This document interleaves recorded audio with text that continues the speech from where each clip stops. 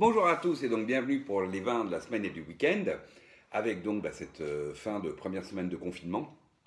Et donc qu'est-ce qu'on a fait ce week-end? On a déconfiné.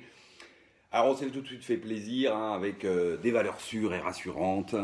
Et on a déconfiné d'abord ce magnifique Volnay premier cru Les Frémiers 2010 du domaine Boyau, un vin de Jean-Pierre. Et oui, ce frémier reste toujours un très très joli vin. Alors par contre, on l'a ouvert et puis on l'a surtout attendu en fait, hein. On l'a ouvert la veille au soir. C'est pas énormément d'expression. Et on l'a bu le lendemain midi, donc 12 heures après, et d'épaulage, donc après avoir été épaulé. Et là, il donnait à plein ce magnifique nez de framboise avec un côté cerise légèrement kirché, de belles notes. Alors entre épices et floral, un petit côté plutôt patchouli que réglisse, et un très joli fond d'amande avec un très léger caroub mocha, mais vraiment très léger. Ensuite, une belle bouche droite, fine, précise, joli tanin soyeux.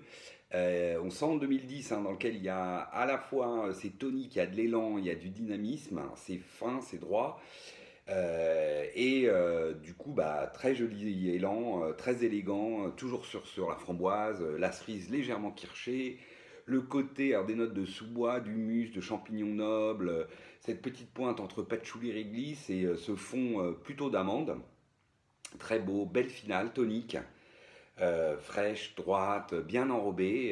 Voilà, vraiment un très très joli vin que ce Frémier, je crois. 2010. Ensuite, on a continué sur les... Ah non, on est passé à 2008, 12 ans de confinement, avec ce château Malartic-Lagravière, donc Pessac-Léognan 2008.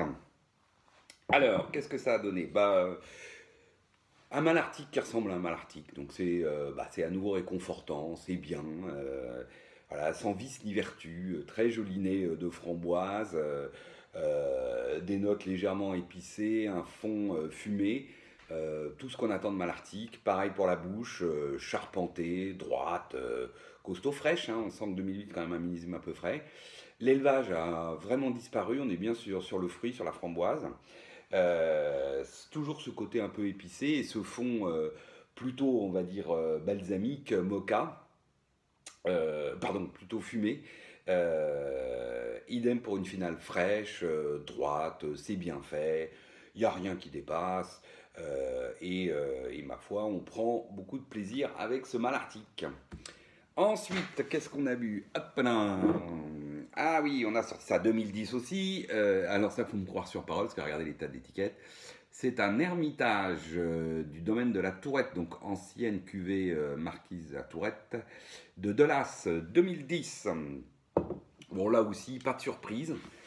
Ou alors plutôt, d'ailleurs, une surprise plutôt, moyenne, j'allais dire, parce qu'on a un nez cassis, note de pois, fond balsamique. Voilà.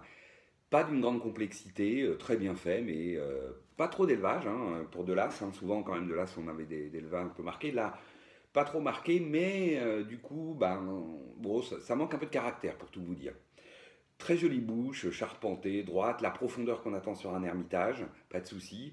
Joli tanin soyeux, pas de souci non plus. Toujours ce côté cassis, les notes de poivre et puis le fond balsamique, finale fraîche, droite, voilà, c'est très bien fait. Je dirais que ça manque peut-être un peu de caractère et j'allais dire, je ne sais pas si c'est un changement de style du fait qu'il soit passé de cuvée de Marquise de la Tourette au domaine de la Tourette, et donc ils ont peut-être changé la façon de faire le vin.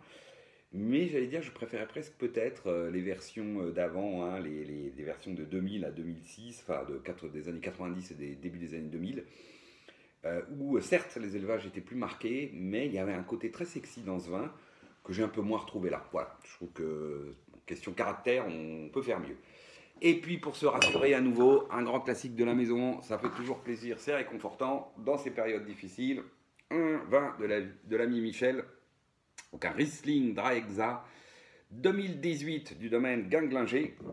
Donc avec la choucroute de ce midi, hop, on a sorti un petit Draexa. Super le Draexa. Alors il y a un peu de gaz, donc il faut un peu le secouer, histoire que le gaz s'échappe pour ceux qui n'aiment pas les vins très légèrement perdants. Mais bon, mais sinon c'est super, très joli nez, alors avec un côté pamplemousse, mais aussi Reine Claude, belle note, ensuite florale. On a un très petit côté léger épicé et un fond roche calcaire là, ou silex, ou enfin un fond vraiment un peu roche.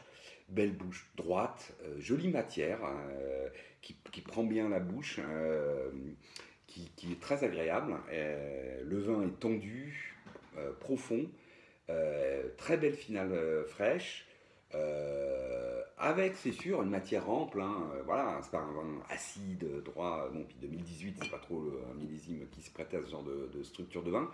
Mais là, c'est tout en équilibre. On a à la fois la finesse, la profondeur, l'élan, le côté assez friand. Voilà.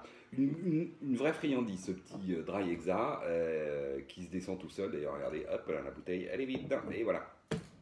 Et donc, bah voilà pour ce premier week-end de confinement. Le week-end prochain, sûrement, on va déconfiner encore d'autres choses. Et d'ici là, puisqu'on ne peut plus se voir à moins d'un mètre, ça ne nous empêche pas de trinquer par vidéo. Allez hop, je trinque à tous. À votre santé, prenez garde à vous.